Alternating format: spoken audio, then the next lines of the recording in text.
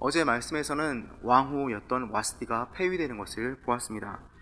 에스더 말씀에서는 하나님이라는 단어는 등장하지 않지만 이야기가 등장하는 상황을 보면, 이야기가 진행되는 상황을 보면 하나님께서 하시는 일이라는 것을 누구나 깨닫게 됩니다.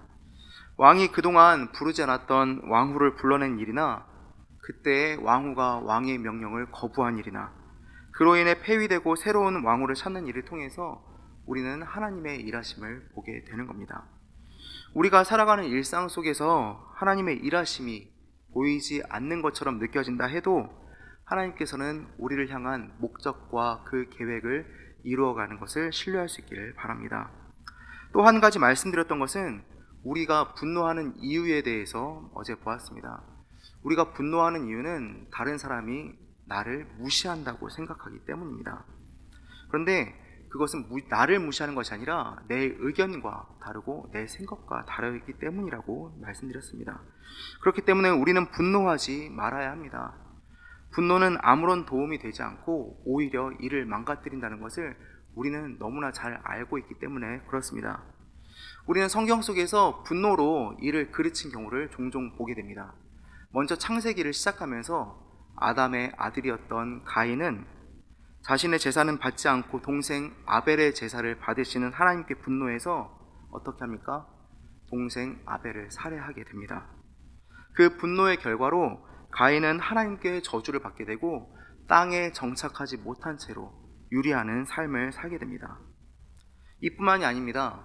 민수기 20장으로 넘어가면 모세가 광야에서 순간적인 분노를 참지 못해서 하나님께서 말씀하신 대로, 명령하신 대로 반석에게 물을 내라 라고 말만 했어야 했는데 모세가 취한 행동은 분노했기 때문에 그 돌을 치는 것으로 나타났습니다.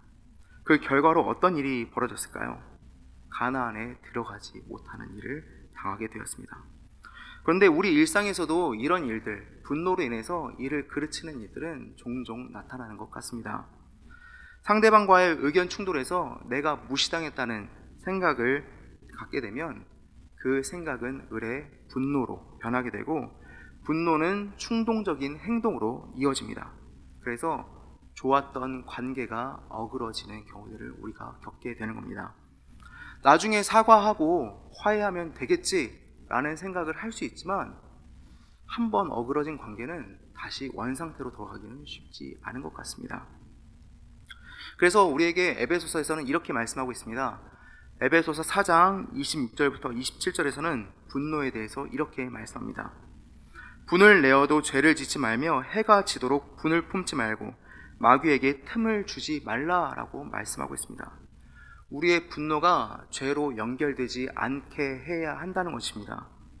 분노를 끝까지 품지 말라고 하는 이유는 우리가 분노를 버리지 않고 품고 있는 것만으로도 마귀에게 틈을 주기 때문입니다. 결국 분노가 우리를 죄로 이끌어 가는 겁니다. 순간적인 분노는 충동적인 행위로 이어지게 되고 이를 그르치게 만듭니다. 그래서 관계도 망가뜨리고 결국 나 자신도 망가뜨린다는 것을 기억할 수 있기를 바랍니다.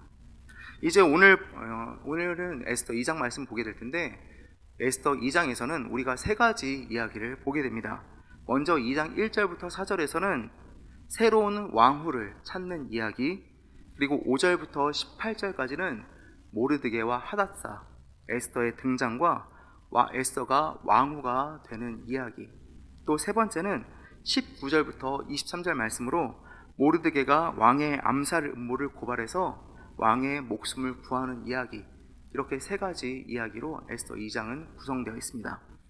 먼저 1절부터 4절 새로운 왕후를 찾는 이야기를 보게 되면 1장과 2장 사이의 시간의 간격은 어제 말씀드렸던 것처럼 약 3년 정도의 시간 간격이 있습니다. 에스더 1장은 페르시아가 아하수에로 왕이 그리스와의 전쟁을 시작하기 전의 일을 기록하고 있고 2장 말씀은 페르시아와 그리스가 전쟁이 끝난 후에, 그래서 아하수에로 왕이 패배하고 돌아와서 일어난 일을 기록하고 있습니다. 전쟁의 결과는 어땠을까요? 페르시아가 패배하게 되었습니다. 그래서 왕이 전쟁에서 지고 돌아와서 다시 생각해 보니까 자기가 무엇인가 실수한 것 같다는 생각이 들게 되는 겁니다. 왕은 왕후를 폐위시킨 일이 마음에 걸리게 되었습니다. 그래서 내가 그렇게까지 화를 낼 일은 아니었던 것 같은데 또 폐위를 시킨 것은 너무 심했던 것 아닌가라는 생각을 하게 되는 겁니다. 그때 왕의 측근 신하들은 와스티를 복귀시키는 대신 새로운 왕후를 뽑자고 건의합니다. 왜 그러냐면 와스티가 돌아오게 되면 자기를 쫓아냈던 그 신하들 향해서 분노를 쏟아낼 것이기 때문에 그렇습니다. 그래서 신하들은 이렇게 이야기합니다. 왕의 눈에 아름다운 처녀를 와스티 대신 왕후로 삼는 것이 좋겠습니다 라고 말합니다. 그리고 왕은 그 말을 좋게 여겨서 새로운 왕후를 뽑는 일을 시작하게 합니다. 그리고 나서 장면이 바뀝니다. 5절부터 7절에서는 모르드게와 하다사, 에스더가 등장하게 됩니다. 갑자기 성경에서 어떤 인물을 등장시키는 것은 이 인물을 통해서 어떤 일이 벌어질 것이다, 어떤 사건이 생길 것이다 라는 것을 보여주기 위한 겁니다. 그래서 모르드게와 하다사로 인해서 이 둘에게 집중시키고 또 이 둘에게 어떤 일, 이 둘이 중심 인물이 되어서 어떤 사건이 벌어지게 될 것을 보여주고 있는 겁니다. 이제 모르드게에 대해서 이렇게 소개하고 있습니다. 모르드게는 유대인이고 베냐민 지파의 사람이고 여고냐 왕, 이 왕은 여호야긴 왕을 의미합니다. 그와 함께 포로로 끌려온 사람의 후손이다 라고 말씀하고 있습니다. 여기서 말하는 유다인의 의미는 포로기 이후에 이스라엘 백성들은 자기들의 지파를 구분해서 말하는 것에 의미가 없어졌습니다. 그래서 포로로 귀환한 이스라엘 사람들은 스스로를 향해서 유대인이라고 부르기 시작했고, 이 말은 결국 이스라엘 자손을 전체를 가리키는 말이 되었기 때문에 이 단어를 사용하고 있는 겁니다. 그리고 나서 하다사, 에스더에 대한 소개도 이어집니다. 하다사는 모르드게의 사촌 동생입니다. 하다사는 히브리어의 어원을 가지고 있고 에스더는 페르시아어의 어원을 가지고 있습니다. 그래서 에스더는 별이라는 뜻을 가지고 있는데 그만큼 에스더가 아름답고 예뻤다라는 것을 이름으로도 표현하고 있는 겁니다. 일찍 부모를 잃게 되었기 때문에 그의 사촌 오빠인 모르드게가 그를 딸로 삼아서 데려다가 길렀다고 합니다. 역사가 요세푸스는 에스더에 대해서 그녀를 보는 모든 사람들의 눈길을 끌었다라고 기록하면서 에스더가 얼마나 아름다웠는지를 기록하고 있습니다. 그리고 이렇게 두 사람의 등장인물을 설명한 후에 이제 8절부터는 또 장면이 바뀌어서 새로운 조서가 선포되는 것을 보게 됩니다. 새로운 왕후를 뽑는다는 조서가 이제 반포되었습니다. 수많은 여인들이 강제로 왕궁에 끌려가게 되었습니다. 왜 강제로 끌려가게 되었냐면 당시 왕궁에 들어가게 되면 들어갈 수는 있어도 스스로 나올 수는 없었기 때문에 그랬습니다. 그래서 자발적으로 가려는 사람은 많지 않았고 강제로 관리들이 끌어가게 된 것입니다. 127도 인도에서 구스까지를 다스리는 왕이 얼마나 많은 여인들을 끌고 갔겠습니까? 그래서 이제 그 수많은 사람들에서 성경에서는 에스더 한 사람을 콕 집어서 또 이야기를 진행하게 됩니다.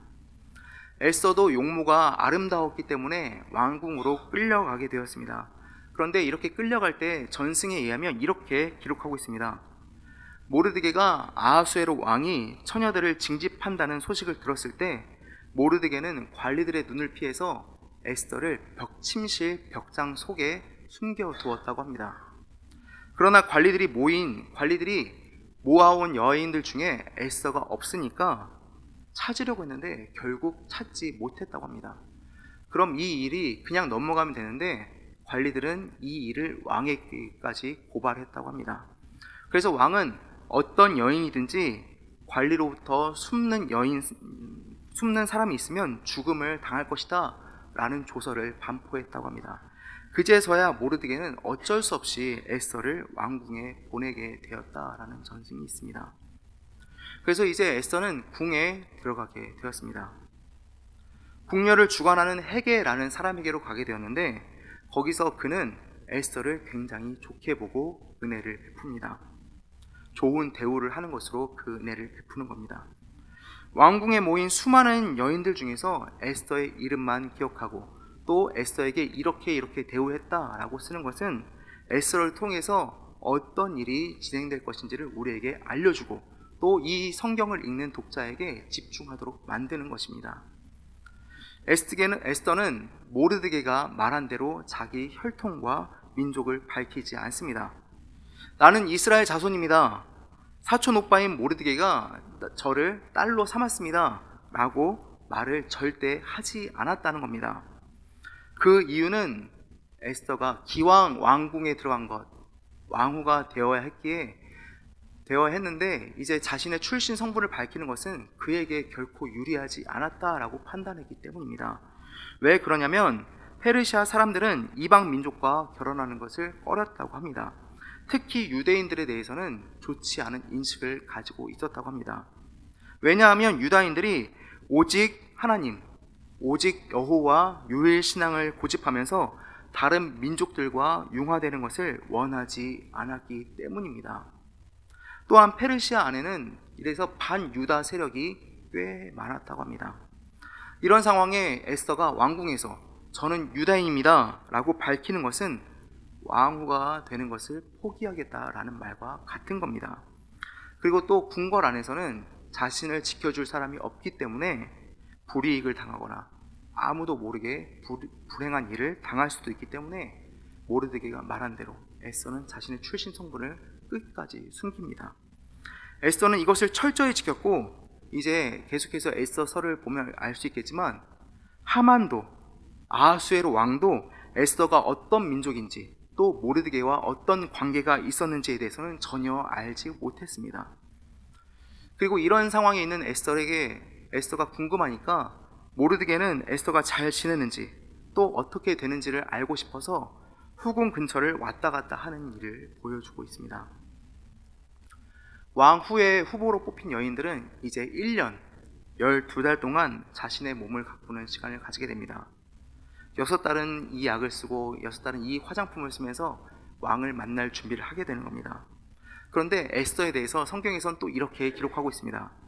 모든 보는 자에게 사랑을 받았다 라고 말씀하는데 이는 에스더를 보는 사람마다 그에게 호의를 베풀었다는 것을 보여줍니다. 이제 에스더가 왕에게 갈 차례가 되었고 왕은 어땠을까요? 왕은 다른 모든 여인들보다 에스더를 더 사랑하게 되었습니다. 이렇게 에스더는 모든 여인들을 제치고 왕의 사랑을 독차지하게 되었고 왕은 에스더의 머리에 관을 씌우고 와스티를 대신해서 왕후로 삼게 되었습니다. 이것은 굉장히 예외적인 일이었다고 합니다. 역사가 헤로도투스에 의하면 페르시아 왕국의 왕후는 특별한 7 귀족 가문에서만 선출될 수 있다고 기록되고 있기 때문입니다. 그러나 에스더는 이런 귀족 가문의 출신도 아니었고 오히려 포로 출신이고 부모님이 모두 돌아가신 고아 출신이었습니다. 그럼에도 불구하고 하나님께서는 에스더가 왕후가 되도록 만드셨습니다. 하나님께서 이렇게 하셨다면 그 목적이 분명히 있다는 것을 기억해야 합니다. 그리고 또 장면이 바뀌어서 이제 19절부터 23절에서는 왕을 암살하려는 사람들을 고발하는 모르드게의 모습을 보게 됩니다. 모르드게가 대궐 문에 앉았을 때, 대궐 문에서 근무할 때 어떤 일이 벌어지냐면 모르드게가 대궐 문에서 근무하고 있을 때 문을 지키는 왕의 내시, 두 내시, 빅단과 데레스라는 사람이 원한을 품고 왕을 암살하려는 음모를 꾸미게 됩니다. 그 음모를 알게 된 모르드게는 에스더에게 이 사실을 알렸고 에스더는 모르드게의 이름으로 왕에게 이 일을 고발하게 됩니다. 정말 그러한지 사실을 조사하다 보니까 정말 이 사람들이 왕을 암살하려는 음모를 꾸미고 있었다는 것을 알게 됩니다. 그래서 이 두 사람을 잡아서 죽이게 됩니다. 이 모든 일을, 이렇게 이루어진 모든 일을 왕 앞에서 궁중일기에 기록했다라고 성경은 말하고 있습니다. 그런데 중요한 것은 모르드게에게는 아무런 상도 보상도 주어지지 않았다는 겁니다. 그런데 이럴 때 모르드게는 화를 내는 것이 아니라 그냥 잠잠히 있습니다. 왜냐하면 하나님께서 이렇게 하신 목적이 분명히 있다는 것을 알고 있기 때문에 그렇습니다. 어제 말씀드린 것처럼 하나님께서 우리의 인생 가운데 도대체 이해되지 않는 일들을 보여주시고 또 진행하실 때가 종종 있습니다. 그런데 우리는 그때 하나님을 향해서 원망하거나 분노하는 것이 아니라 하나님께서 왜 나에게 이렇게 하실까? 그것을 기도하고 고민해 봐야 합니다. 하나님께서는 우리를 향한 계획을 가지고 계시고 우리를 통해 이루고자 하시는 목적을 이루어 가고 계신다는 것을 신뢰해야 하는 겁니다. 하나님께서는 자기 백성을 구원하시는 분이십니다. 그리고 또 우리를 향한 목적을 이루어 가고 계십니다.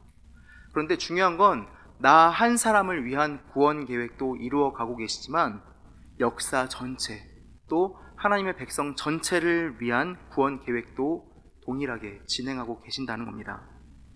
그렇다면 하나님께서 우리를 통해 이루시고자 하시는 목적은 무엇일까요? 하나님께서 우리에게 이루시고자 하는 것은 어디서든지 어떤 상황이든지 하나님의 백성답게 살아가는 것이고 또 하나님의 백성으로서 우리가 살아가는 것입니다. 예수님께서 우리에게 말씀하신 것 중에는 우리가 무엇을 위해 살아야 하는지도 말씀하셨습니다. 마태복음 6장 33절에서는 이렇게 말씀하고 있습니다. 아마 우리 성도님들 많이 들어보신 말씀일 겁니다. 그런즉 너희는 먼저 그의 나라와 그의 의를 구하라. 그리하면 이 모든 것을 너희에게 더하시리라. 하나님께서 우리를 향해 가지고 계신 계획과 목적은 결국 이 일을 위해서 우리를 인도하신다라는 겁니다. 어떤 상황이든지 어떤 사람과 함께 있든지 하나님께서 이 일을 하나님의 나라와 그의 의를 이룬다는 것을 우리를 통해 그 일을 이루는 것을 잊지 않고 살아가기를 바랍니다. 그리고 이것을 위해 살아갈 때 말씀드렸던 것처럼 분노는 아무짝에도 쓸모가 없습니다. 오늘 하루를 살아가면서 우리들 한 사람 한 사람을 위한 하나님의 계획과 목적을 신뢰하고 또 분노하지 않으며 주님께서 행하신 그 모든 일들에 감사하며 살아갈 수 있기를 바랍니다. 내일 말씀에서는 그 분노가 또 어떻게 한 사람을 망가뜨리게 되는지를 보게 됩니다. 이제 그것을 기억하면서 내일 또 새벽에 뵐 수 있기를 바랍니다. 기도하겠습니다. 사랑해 주님 감사합니다. 보잘것없는 저희이지만 주님께서 주님의 자녀로 불러주시고 또 비천한 저희이지만 주님께서 우리들 한 사람 한 사람을 위해서 하나님의 목적과 계획을 가지고 계시고 또 그것을 이루어 가신다는 것을 보게 되었습니다. 하나님의 일하심을 의심하지 않게 하시고 눈에 보이지 않는다 할지라도 끝까지 신뢰하며 살아갈 수 있도록 주님 붙잡아 주시옵소서. 또한 오늘 하루를 살아가면서 이해되지 않는 일, 마음에 들지 않는 일, 아버지 그런 일들과 맞닥뜨리게 될 텐데 그럴 때마다 분노하지 않게 하시고 오직 주님만 기억하면서 살아갈 수 있도록 주님 붙잡아 주시옵소서. 그래서 그리스도인답게 살아갈 수 있도록 주님 인도하여 주시옵소서. 담임 목사님과 단기선교팀이 카자흐스탄 단기선교 중에 있습니다. 계속되는 강의와 그 사역 가운데 오직 주님의 영광만이 드러나게 하여 주시고 오고 가는 그 발걸음, 모든 발걸음 위에 안전과 건강을 책임져 주셔서 사역을 하는 데 있어서 어려움이 없도록 넉넉히 감당할 수 있도록 힘과 용기와 체력을 더하여 주시옵소서. 또한 기도합니다. 하나님, 이 시간 가운데 특별한 기도 제목 가지고 1000번째 예물을 드리는 손길들이 있습니다. 하나님, 이 기도에 지금도 응답하고 계심을 믿습니다. 하나님, 더욱 주님을 의지하면서 살아갈 수 있도록 붙잡아 주시옵소서. 오늘 하루 가운데 주님께서 함께 하시고 저희들, 주님의 자녀들 끝까지 지키시고 인도하실 줄 믿으며 사랑이신 우리 주 예수 그리스도의 이름으로 기도드립니다. 아멘.